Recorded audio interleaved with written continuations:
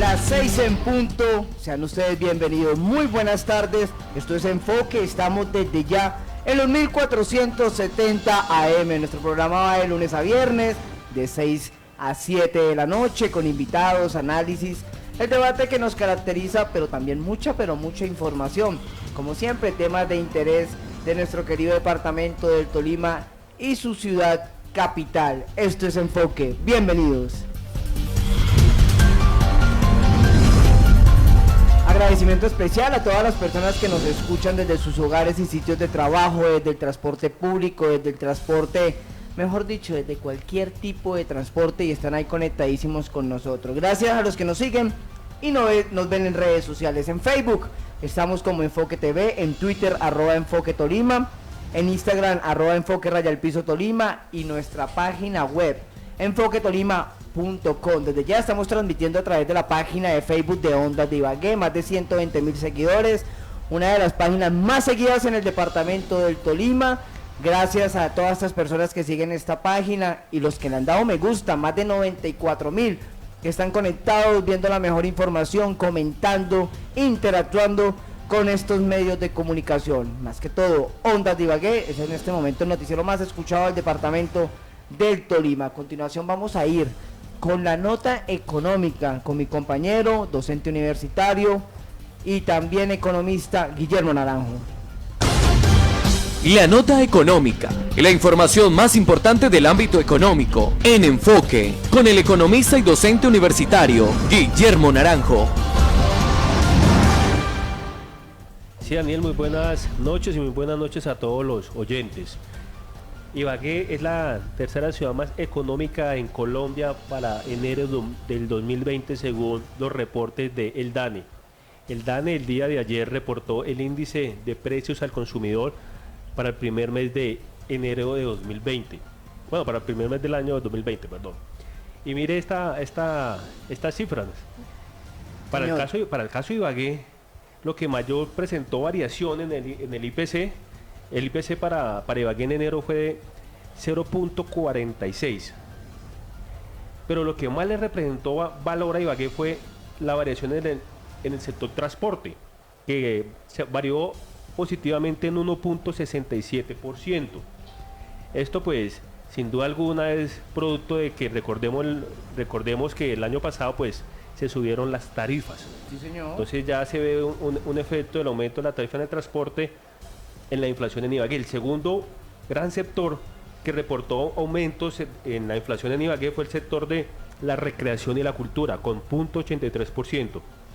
Y el tercer factor de mayor presión a la inflación en Ibagué fue los alimentos y las bebidas no alcohólicas, con 0.82. Un dato interesante es que para el caso no solamente de Ibagué, sino la gran parte, la mayoría de las ciudades en el país, el crecimiento de la inflación en el sector de la educación fue nulo, fue 0%.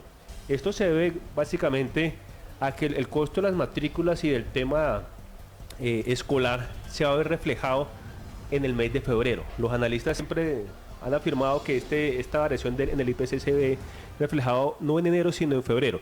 Y esperaremos a ver el DANE qué reporte nos da en tema de inflación de educación para Colombia en febrero.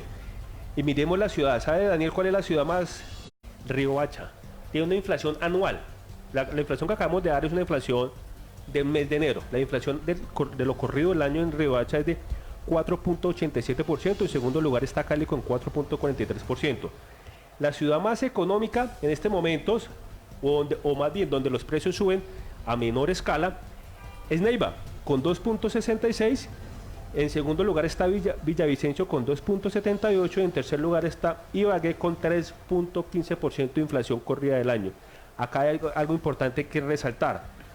Recordemos que la semana pasada damos el dato de desempleo de Ibagué, donde ocupaba el segundo lugar en desocupación y está en el tercer lugar con menor variación en precios. Y esto en teoría económica se conoce como la curva de Phillips. Esto, digámoslo de manera general, es que aquellas economías que presentan grandes niveles de desempleo, por lo general sus niveles de precios son más bajos. ¿Y esto debido a qué? A que cuando hay mucho desempleo, la gente no tiene ingresos, no existe demanda, los empresarios al ver que no venden lo que tienen, pues la medida que tienen que es bajar precios o sostenerlos. Pero cuando el desempleo es muy bajo, los precios tienden a subir. ¿En qué medida? En que la demanda agregada está aumentando, el ingreso de las familias también, hay más dinero en la economía y eso hace que los empresarios aumenten los valores, porque puede aumentar más rápido los valores que aumentar la producción en el país. Así que en enero Ibagué es la tercera ciudad más económica del país. Bueno, ¿eso se puede considerar positivo, Guillermo?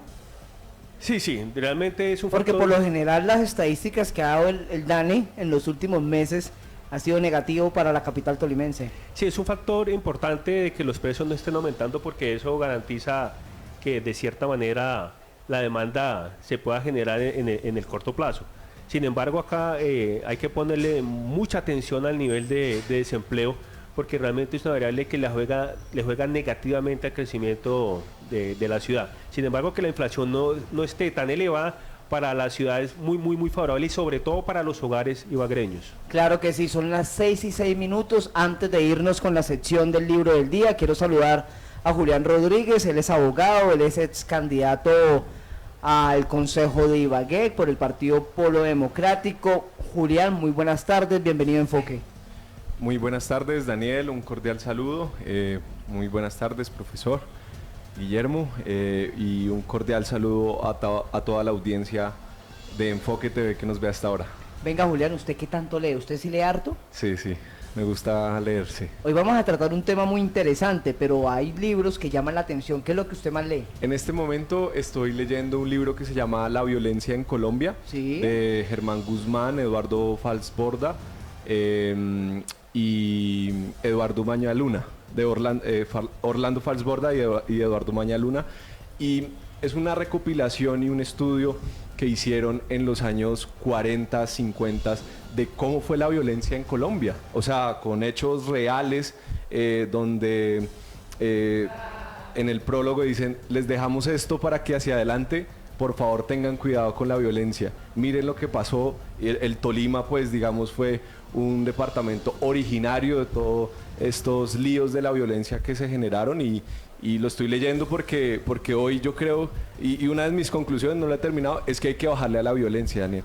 Inclusive en el lenguaje, uno a veces en el lenguaje violento, en las redes sociales, profundiza también la violencia y eso hace que las relaciones entre la sociedad colombiana sean más difíciles y yo creo que hay que bajarle un poco a la violencia para poder sacar las cosas que son importantes en el país. Interesante, y ese paralelo de hoy, 2020, aproximadamente 1950, que estamos hablando de 70 años, ¿hay un diferencial?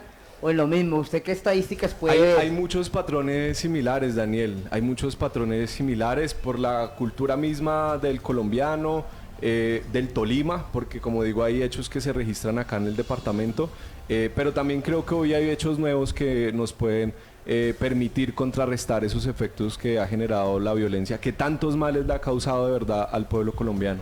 Son las 6:09. ¿Por qué le pregunto yo a Julián sobre si lee harto? Porque nosotros en Enfoque tenemos una sección que se llama El Libro del Día, realizado por Ivana Calmar. Todos los días nos trae un libro nuevo, nos invita a que tomemos este hábito de la lectura. A mí me llama mucho la atención esta sección y cada vez que escucho a Ivana me antojo de leer.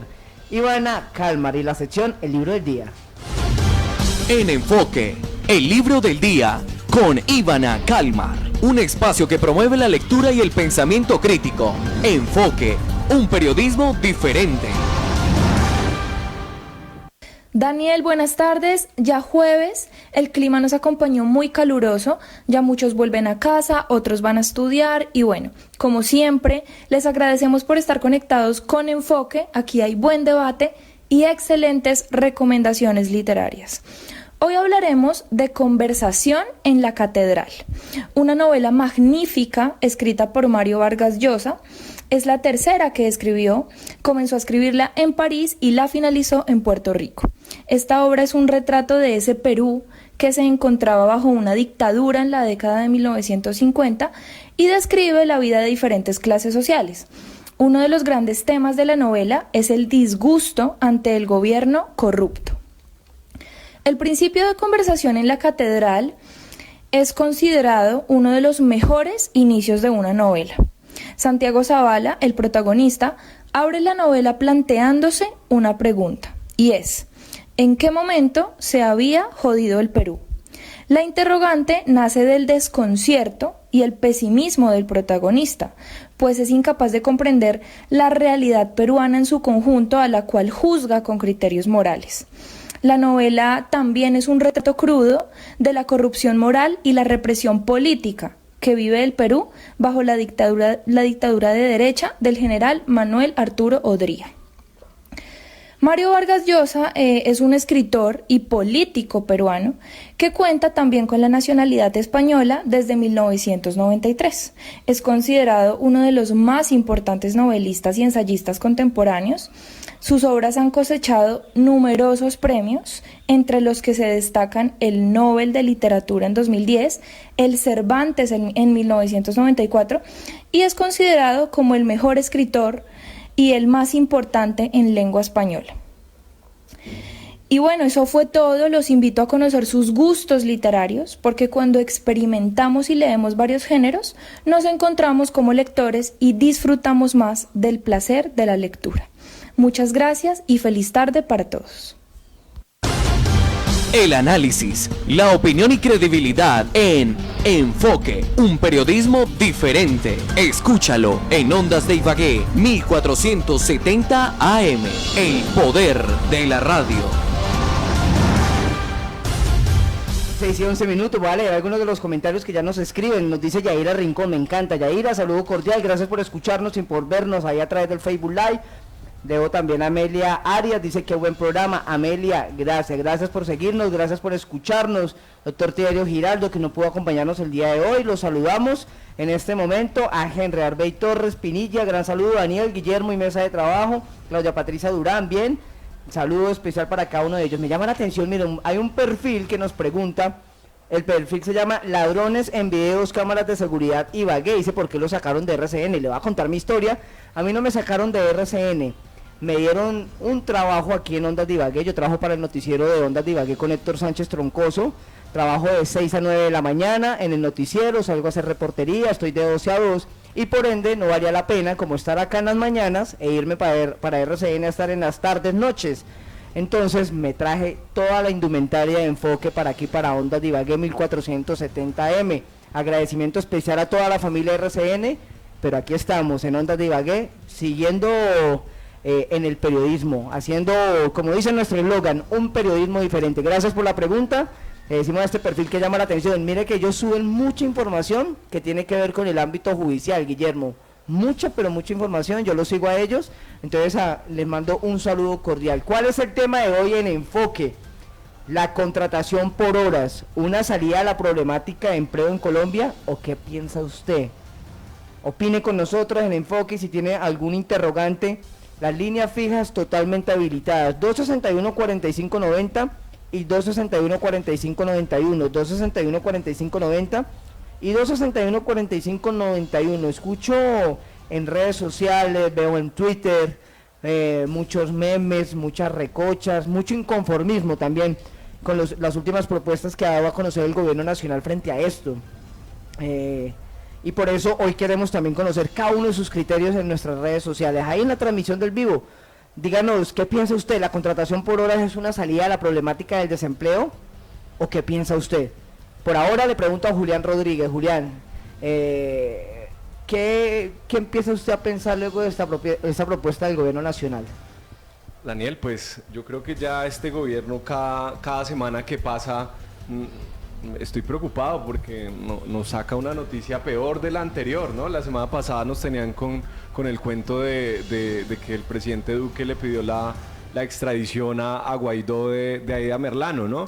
Y hoy ya, esta semana arrancamos con el chiste de la ministra, que pues hay que trabajar por horas, ¿cierto? Que en últimas es toda una orientación y estructuración que vienen haciendo ya desde el año pasado, por recomendaciones de la OCDE, de la OCDE, y el gobierno viene promoviendo una reforma pensional y una reforma laboral que, acuérdese muy bien, Daniel, el año pasado quienes estuvimos participando en el paro, salió el gobierno a decir que eso no iba a haber ninguna reforma laboral, que eso no iba a haber ninguna reforma pensional, que eso era pura mentira. Con estos anuncios que están dando, pues ratifican de que sí, en el fondo tienen la intención de realizar una reforma pensional y una reforma laboral, la cual pues es bastante grave para la sociedad colombiana. Yo le quiero poner este ejemplo, Daniel. Mire, uno para pensionarse debe cotizar 1.300 semanas. Si uno si digamos algún colombiano hiciera lo que dijo la ministra el fin de semana, donde los ingenieros, por ejemplo, deberían de trabajar por horas, en el caso específico de a 2 horas, dijo ella. Si un ingeniero trabajara 2 horas diarias, tendría que trabajar 10 horas semanales, serían 40 horas mensuales y serían 480 horas al año. ¿Sabe cuántos años tendríamos que trabajar, Daniel, bajo ese criterio de las 2 horas que está anunciando la ministra de Trabajo para podernos pensionar? ¿Cuántas? 325 años para poder tener una pensión. Ni Matusalén vivió tanto. Ah, no, Matusalén vivió cerca de 600 años. O sea, la realidad de esto es que no va a haber pensión. No va a ser posible pensionarse. No va a ser posible pensionarse con este sistema laboral por horas que está planteando el gobierno de Iván Duque. ¿Qué dice Guillermo Naranjo? Sí, yo creo que de pronto la ministra no le faltó problemas de comunicación. Yo quiero entenderlo en un buen sentido. Yo pensaría que la propuesta de trabajo por horas, si bien es cierto, pues realmente nos regresa nuevamente al debate del salario mínimo. Si realmente debemos tener salario mínimo o no debemos tener salario mínimo. El modelo neoliberal afirma de que que el desempleo se produce básicamente porque existe un salario mínimo que genera una distorsión al mercado. Y en ese sentido siempre los neoliberales pues afirman de que es mejor acabar el salario mínimo y dejar un salario flotante. Y ese tema de trabajo por horas me parece una especie de salario flotante. Y me recuerda el concepto en microeconomía del salario de eficiencia. Los neoliberales afirman que las personas deberían ganar de acuerdo a su productividad. Es decir, que aquellas personas que son más productivas en una empresa ganan más marginalmente que aquellas personas que su productividad es menor. Entonces, ellos desde el modelo neoliberal se justifica de que el salario mínimo genera una distorsión porque desmotiva a que el empleado sea más productivo. Y entonces le hace que el productivo se aperece porque va a ganar lo mismo que el que no lo es tanto y se genere una baja en la producción. Eso básicamente, digamos, en la medida general de lo que dice la teoría desde el modelo neoliberal. Sin embargo, creo que generar una política de trabajo por horas en las condiciones actuales de la economía pues no es favorable. Si nosotros tuviésemos una demanda agregada creciente, si tuviésemos unas condiciones de mercado, de un mercado perfecto, un mercado competitivo, me pareció una medida muy acertada. Pero Colombia tiene un mercado que es evidentemente imperfecto, o como dirían los economistas, monopólico. Entonces, hacer un mercado monopólico, evidentemente eso distorsiona el mercado y no permite que la mano invisible genere realmente los beneficios. Por eso a mí me parece que en este momento la propuesta me parece desde la teoría válida, pero creo que desde el tema actual y de la coyuntura económica de la economía colombiana no lo veo tan conveniente ni lo veo apropiado implementarlo en la actualidad. Listo, mira, me llega en este momento una denuncia, voy a hacer un paréntesis. Me escriben a través de WhatsApp, me dicen: hola chicos, buena tarde, me acaban de robar mi bicicleta por la 10:15, se la llevó un chico de gorra, buzo negro y barba, por favor les pido se la quiten si lo ven. Esto fue aproximadamente 1 hora, me hacen llegar la fotografía de la bicicleta, una GW negra. Preocupante que pasen este tipo de cosas y a veces uno anda con el transporte y este es el transporte de uno y que se lo quiten de un momento a otro, preocupante. 6:19 tenemos en línea al doctor Tiberio Giraldo, abogado, exsecretario de Tránsito del municipio, estuvo como alcalde encargado en varias oportunidades. Doctor Tiberio Giraldo, bienvenido. Lo invitamos a que opine sobre el tema, sobre lo que tiene que ver precisamente con la contratación por horas. ¿Usted qué piensa de esta iniciativa?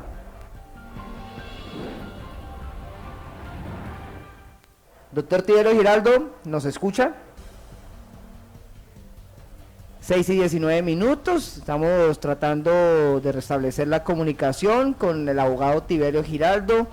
Se fue la llamada en este momento, ya vamos a estar otra vez recibiendo la llamada de él. Yo les quiero preguntar, antes, vamos a leer unos comentarios. Freddy Arbey Hernández dice, yo considero que lo que se quiere llegar es a una formalización de trabajo de aquellas personas que trabajan por horas. Si bien es cierto, la ministra eligió el peor de los ejemplos, la idea es llegar a 7 millones de pensionados y no los 3, dice, no los 3 que tenemos hoy. Considero primero, se debe escuchar la propuesta que aún no está formalizada y después sí sacar conclusiones a priori. Dice, es un estúpido pensar que se necesitan más de 300 años para una pensión, no confundamos a los oyentes, dice Freddy Arbey. Javier Orlando Reyes Pinto, saludos a la mesa de trabajo, los veo desde Bogotá. Javier, gracias por estar ahí. Javier es un fiel oyente y un gran amigo. La señora Hipólita Rodríguez dice, yo no estoy de acuerdo con esa propuesta, eso no soluciona el problema de desempleo. Gracias, señora Hipólita, gracias por su comentario. Saludamos a Luis Guzmán. Miguel Moreno está ahí mirando, escuchándonos. Mire, Jader Celis Ariza también hace un comentario, dice Jader, la precarización de las condiciones del trabajador hace parte de la política neoliberal. Jader, gracias por su comentario. Yo le escuché una parte de lo que dijo Guillermo y me llama la atención. ¿Será que malinterpretamos? ¿Escogió un mal ejemplo la ministra? ¿No está bien asesorada en temas de comunicaciones? ¿Qué pasa? Porque hace unos días pasó con el presidente con el tema de entregando unos dulces a unos niños y fue muy criticado, y ahorita pasa esto con la ministra. ¿Qué piensa usted, Julián? No, Daniel, ellos son muy conscientes de lo que están haciendo y de lo que están diciendo. Realmente en eso yo creo que los colombianos no nos podemos perder, porque son los hechos, ¿sí? Son los anuncios que están dando ante el país y es en el fondo la intención que tienen. O sea, van por eso que están anunciando. Hoy ya existe, digamos, en algunos casos la contratación por horas, ¿cierto? Por ejemplo, los profesores de cátedra, ¿sí? Hoy ya existe esa figura. Sin embargo, ¿cuál es la intención que tienen con esta contratación por horas? Que los trabajos de tiempo completo pasen a ser también trabajos por horas. O sea, no es al contrario de como la están mostrando, ¿sí? O sea, quieren es que precarizar el empleo en Colombia, ¿sí? Que los que hay hoy de tiempo completo pasen a un espacio donde sea por horas, y por supuesto que los salarios sean inferiores y unas condiciones completamente distintas a las que son. Esa es la intención que tiene el gobierno. Así es como la planteó la OCDE, sí, que es la institución económica que le hace esa recomendación, que en últimas termina vinculando el gobierno de Iván Duque. Pero yo creo, Daniel, que es muy importante en medio de eso algo que plantea el profesor Guillermo, y es en las condiciones actuales en las que se encuentra el país. ¿Cómo está la situación del empleo en Colombia? Hoy, en estos momentos, con los últimos anuncios que hizo el DANE, Colombia tiene el desempleo más alto desde el año 2011. O sea, desde el año 2011 no teníamos un nivel de desempleo tan alto como el que está hoy pasando el país. Hemos perdido, por ejemplo, en sectores supremamente importantes, en la variación del año 2018 al 2019, empleos en sectores supremamente importantes como el sector agropecuario, más de 260.000 empleos, en actividades inmobiliarias más de 79.000 empleos, en el sector de la manufactura tan importante para la industria y para el país, más de 72.000 empleos, en el sector del transporte hemos perdido 42.000 empleos. O sea, la política del gobierno nacional de Iván Duque en el fondo es la de desmantelar el aparato productivo nacional.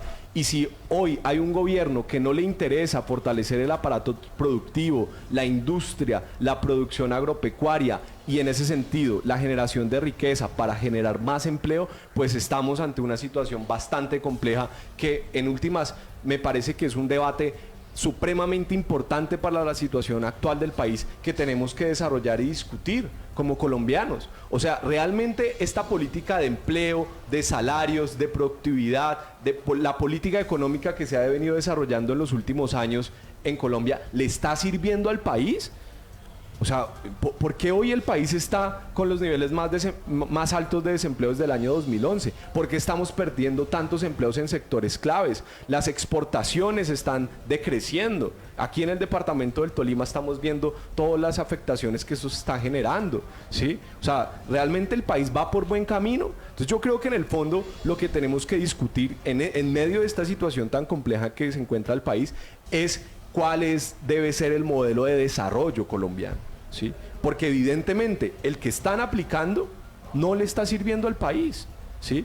Hoy hay más de 500.000 jóvenes que ni estudian ni trabajan, Daniel, ¿sí?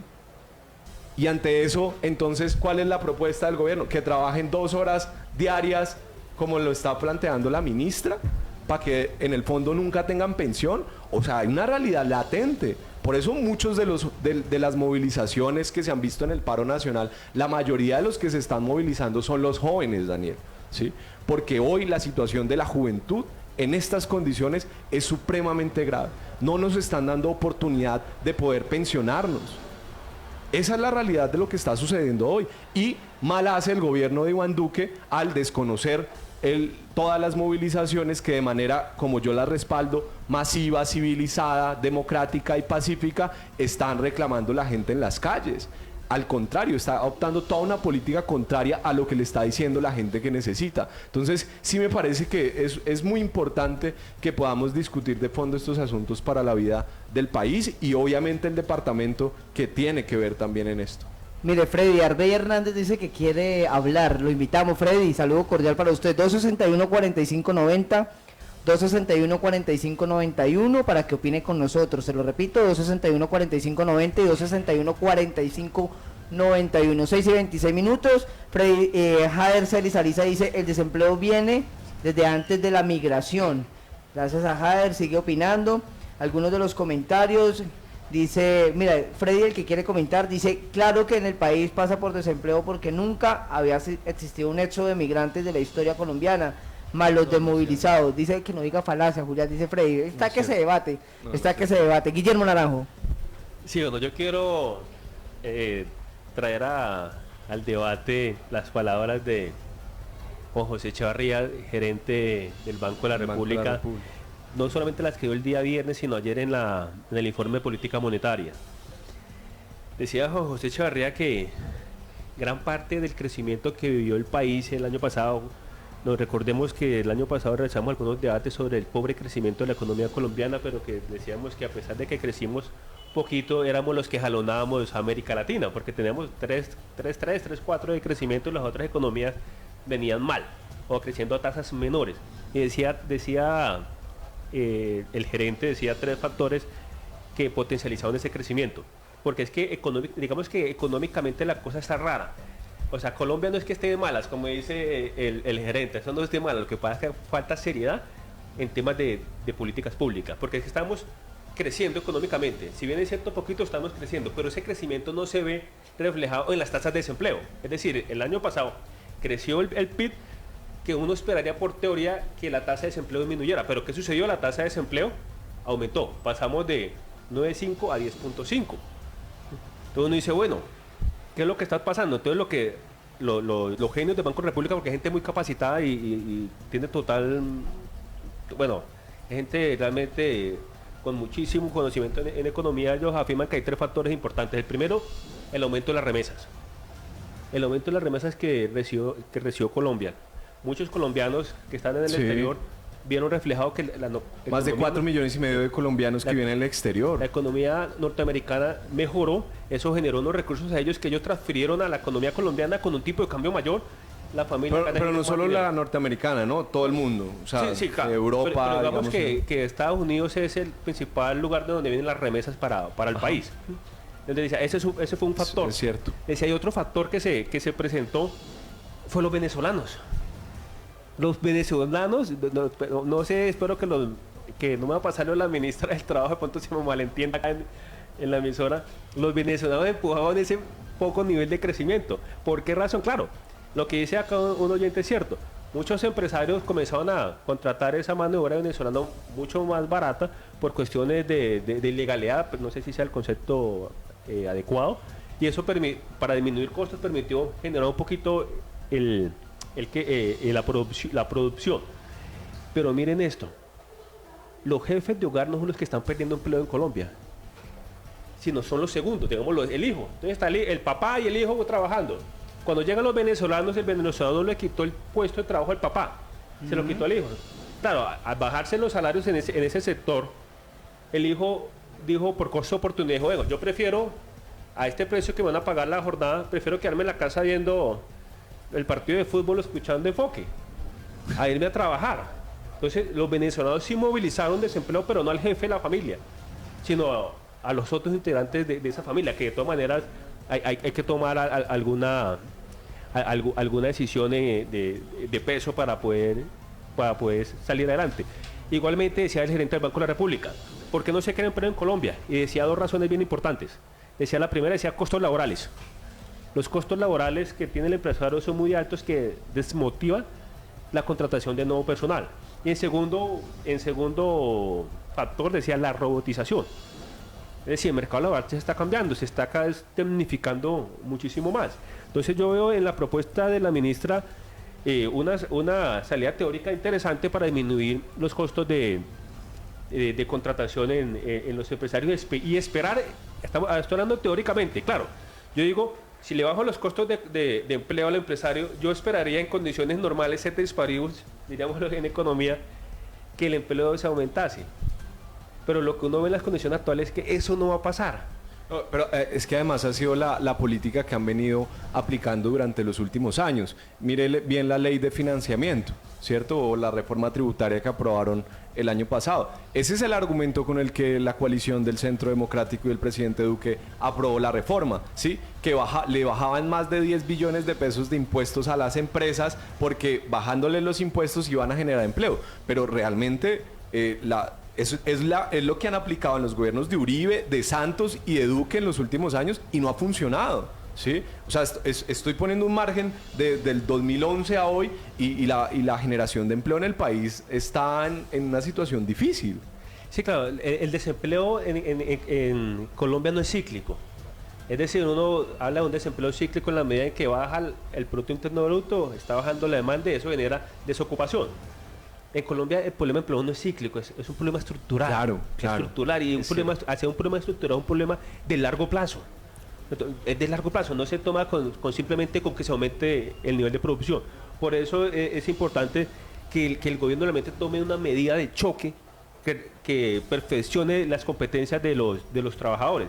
Sin embargo, miren que a mí la propuesta no me parece descabellada teóricamente. Lo que yo dudo es que de pronto tenga un efecto positivo en la economía por las condiciones actuales. Que vuelvo y repito, el mercado de Colombia es muy asimétrico.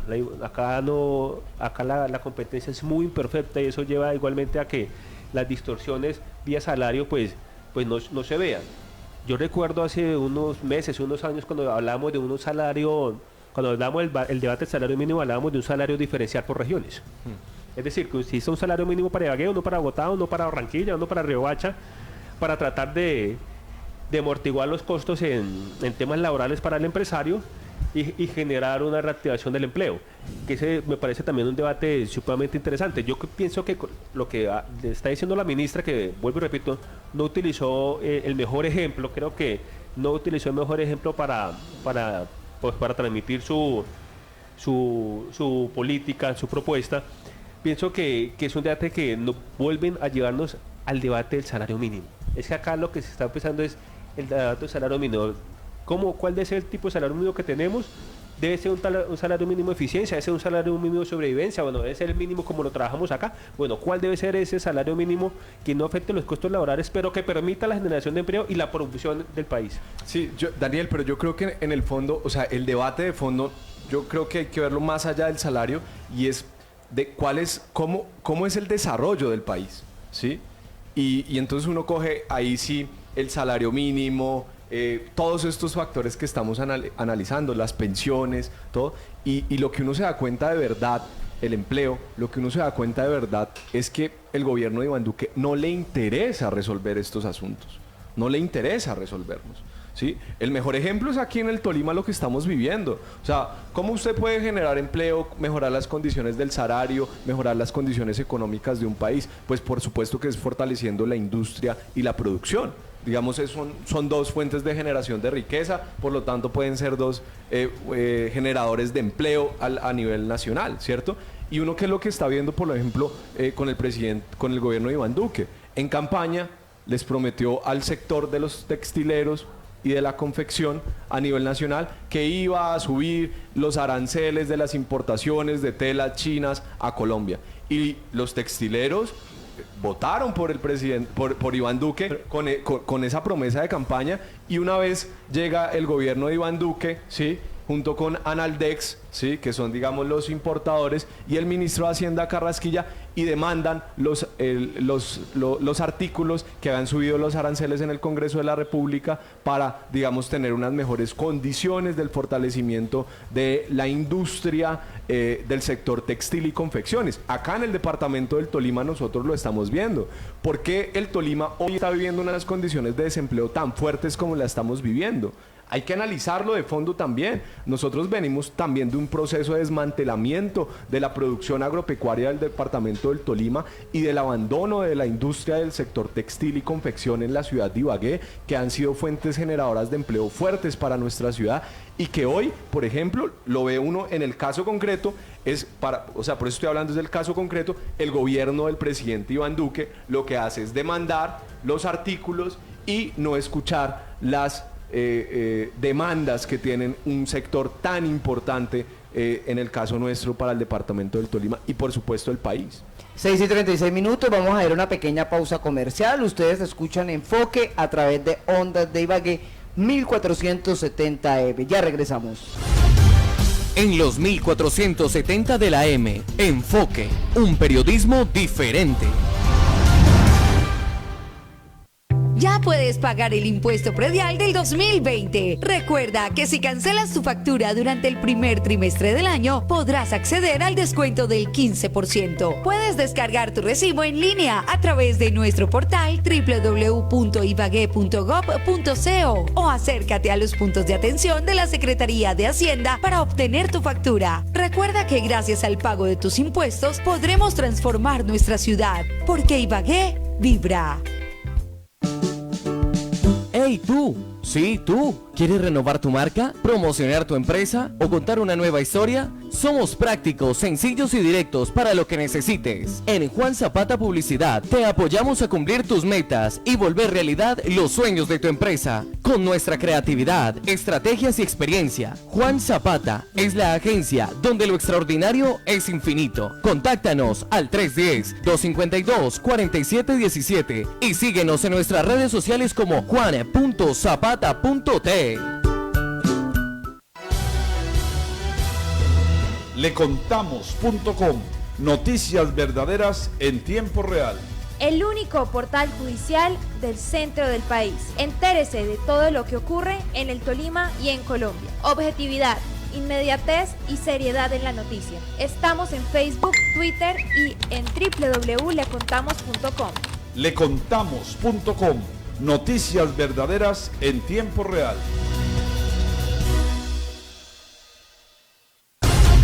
En Enfoque, perfiles. 6:38, continuamos en Enfoque. Nos escribe Jorge Díaz desde el barrio Las Ferias.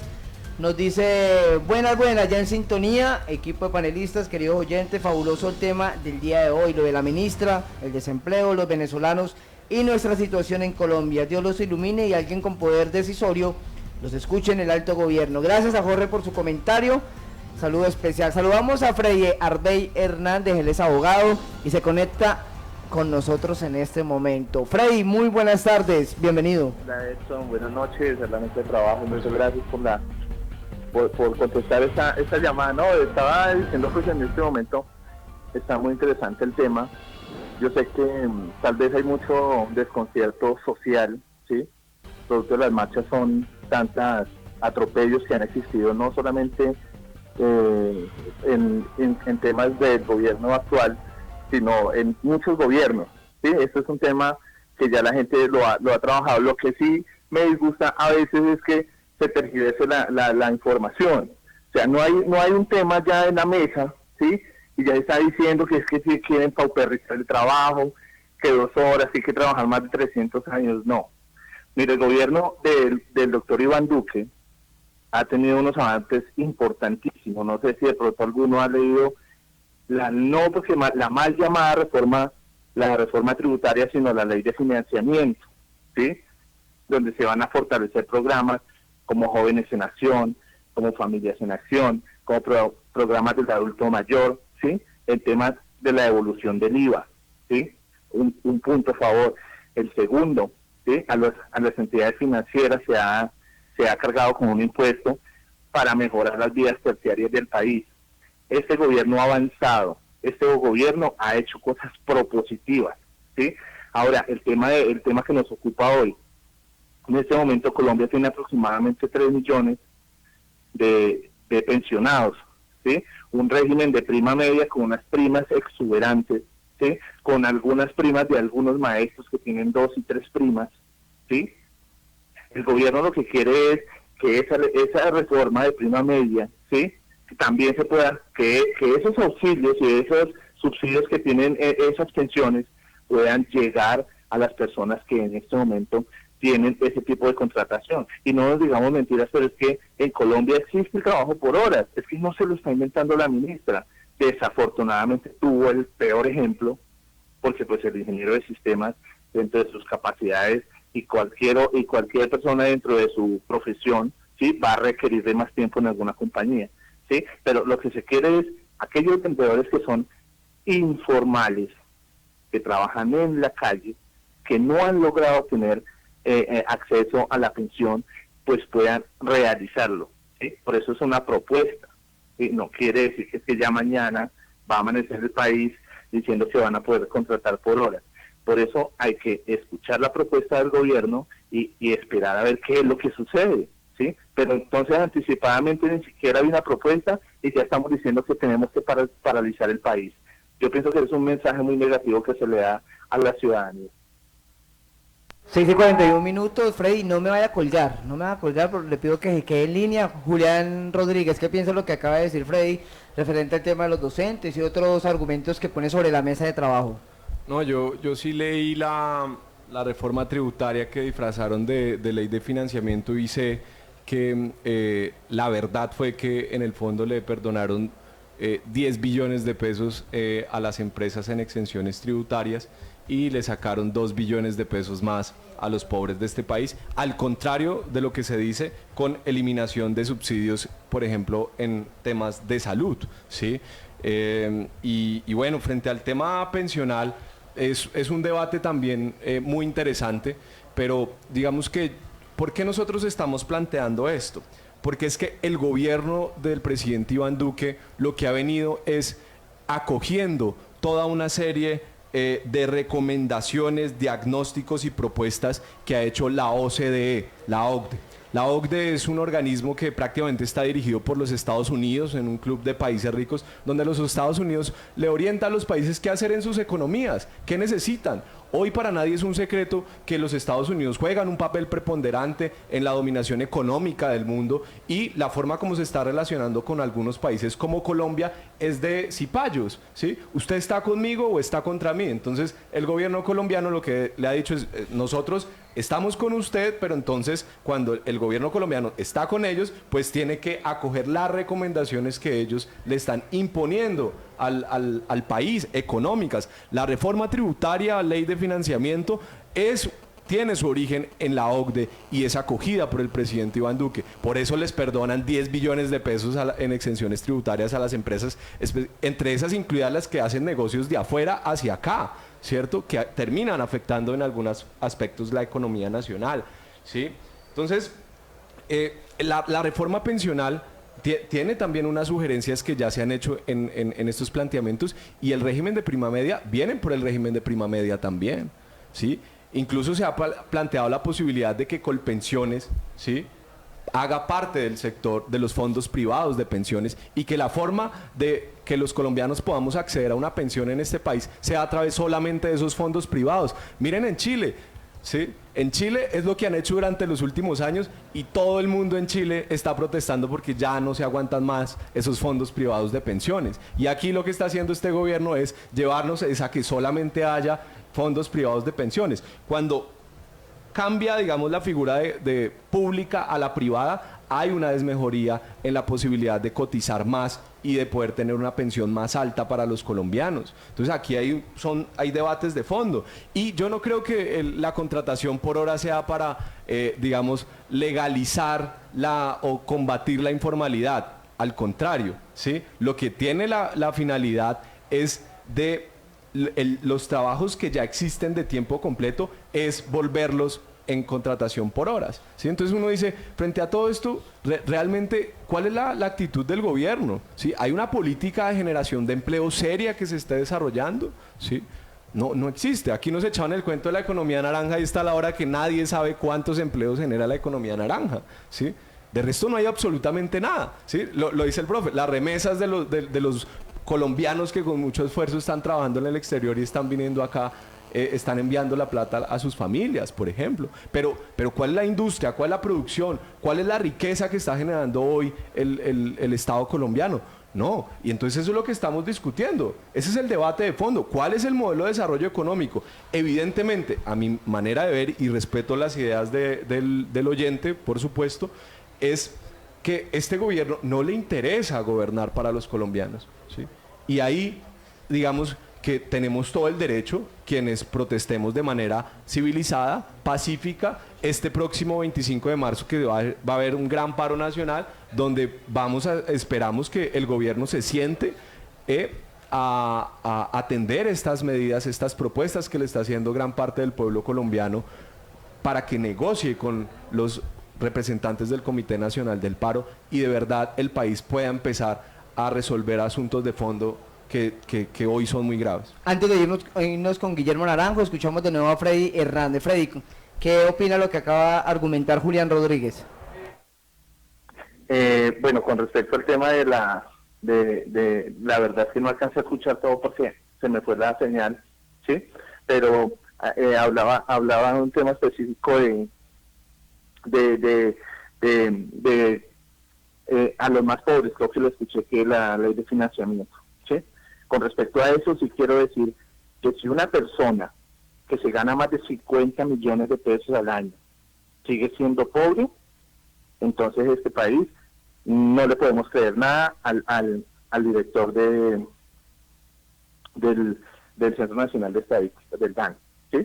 Porque a esas personas son las que va a afectar la ley de financiamiento, a las personas que ganan más de 50 millones de pesos.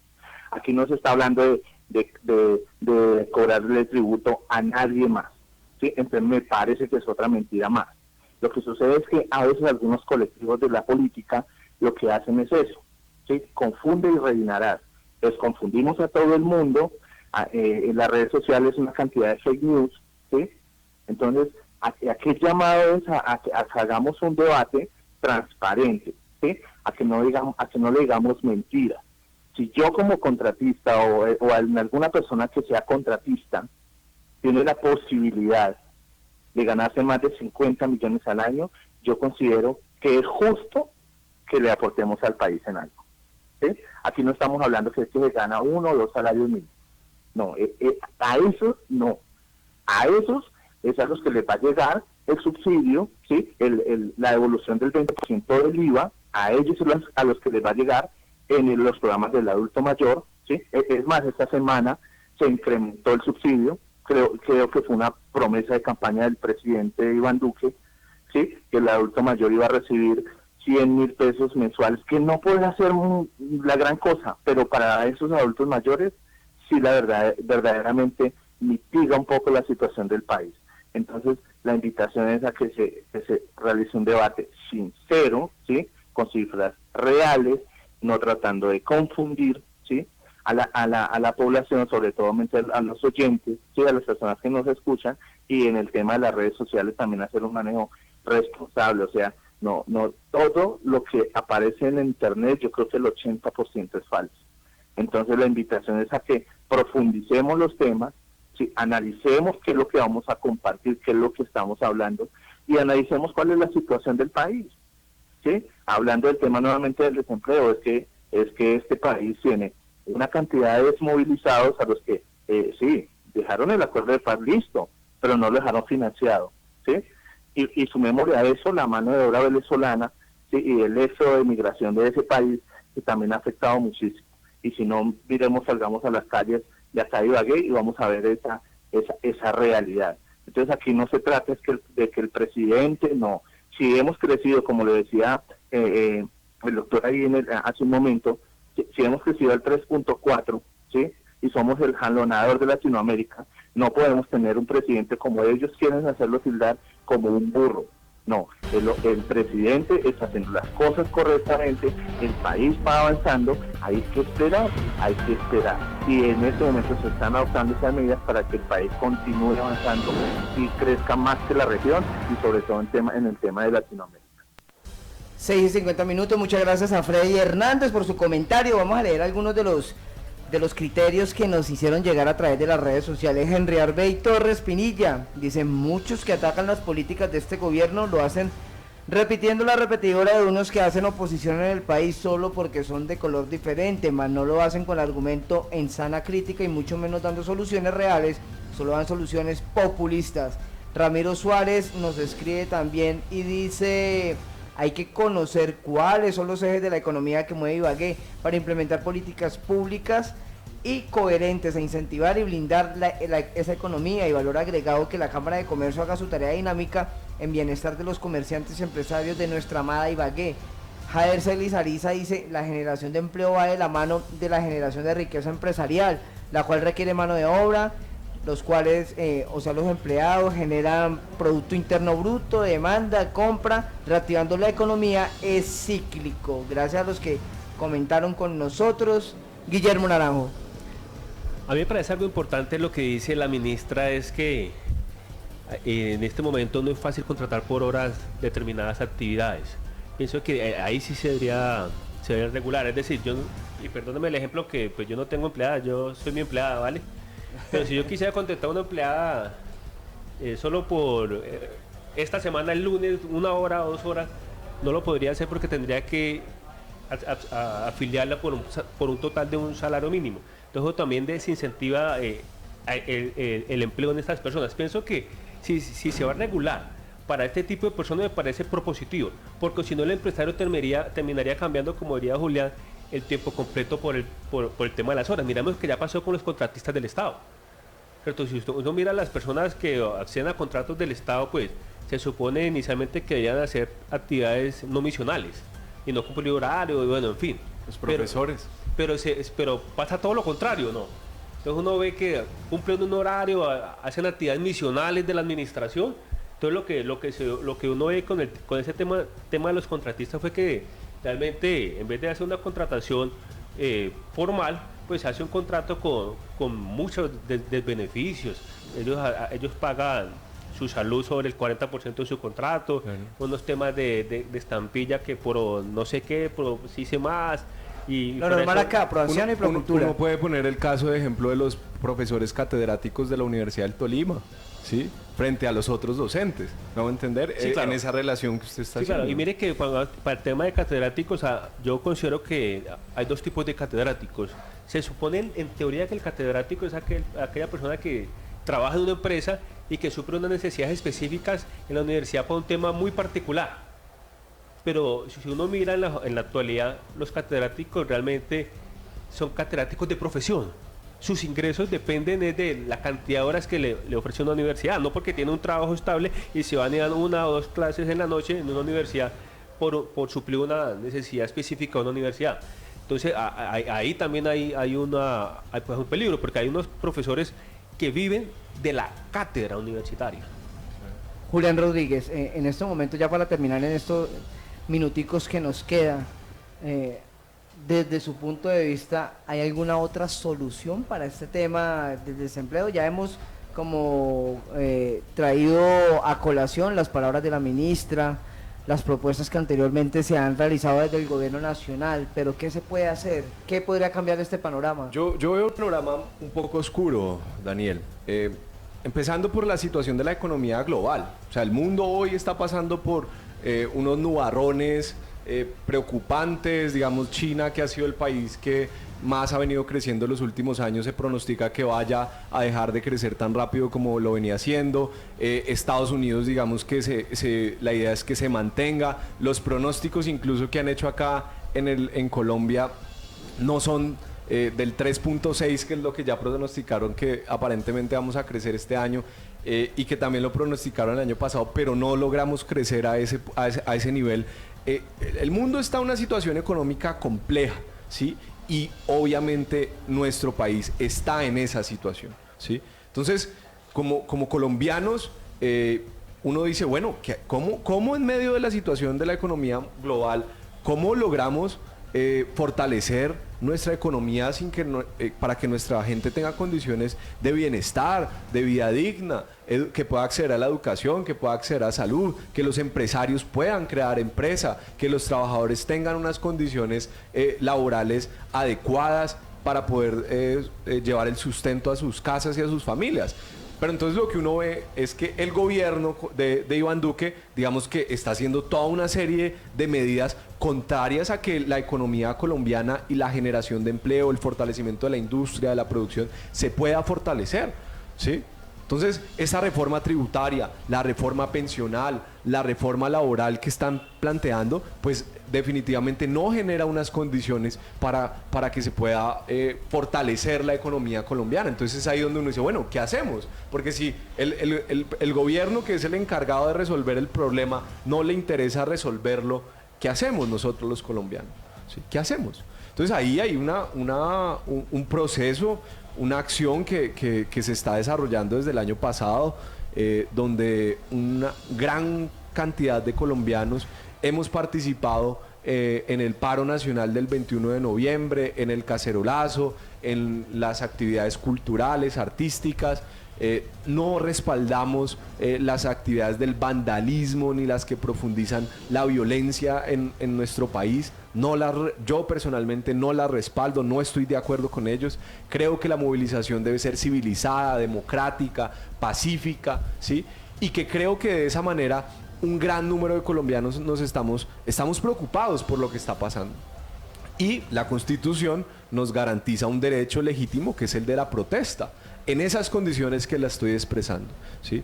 Entonces, yo creo que a través de la movilización, de la protesta pacífica, civilizada, vamos a hacer que el gobierno de Iván Duque de verdad escuche al pueblo colombiano frente a la situación de la economía, la generación de empleo por la que estamos viviendo, ¿sí? Es que no es una cosa aislada, es la realidad todos los días de los colombianos, de los ibaguereños, de los jóvenes, ¿sí? Y por eso hoy es una forma que tenemos los colombianos, y yo los invito a que respaldemos estas iniciativas que se van a desarrollar en el transcurso del semestre, para que el gobierno de Iván Duque se siente en la mesa de negociación con el Comité Nacional del Paro y logren discutir y resolver varios de los asuntos de los 13 ejes que están planteados sobre la mesa. Daniel, el 70% de las cosas que están en esa mesa, que son 104 puntos, el 70% de esos 104 puntos son acuerdos que el gobierno no está cumpliendo. O sea, cosas que ya están pactadas con los distintos sectores de la sociedad, con los trabajadores, con los estudiantes, con los profesores, con los indígenas. Y el principal lío que tenemos es que el gobierno no está resolviéndolo. Entonces uno dice, pues, por favor, gobierno Iván Duque, siéntese y miremos cómo resolvemos estas peticiones que se están haciendo para que el país pueda salir adelante, ¿cierto?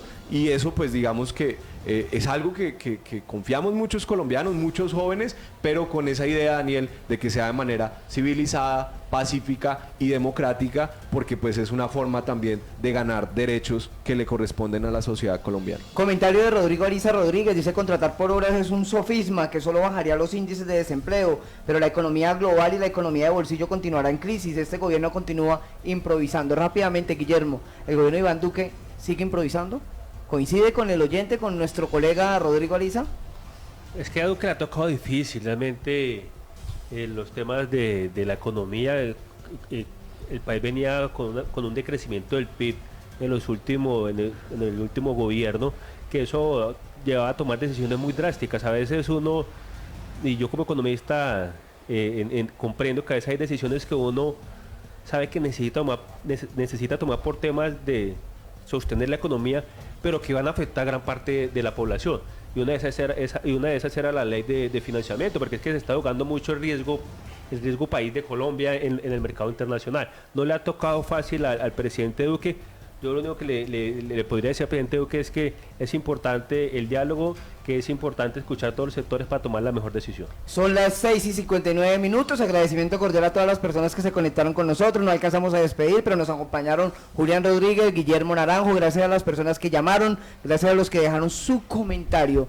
Sigue la hora de la fe con John Freddy. Todo este tema, mejor dicho, un programa que es para la comunidad, que siempre dejan sus comentarios, bastantes llamadas. Mañana a partir de las 6 de la mañana el noticiero de Ondas de Ibagué bajo la dirección de Héctor Sánchez Troncoso. Yo mientras tanto les digo feliz resto de noche, que Dios los bendiga.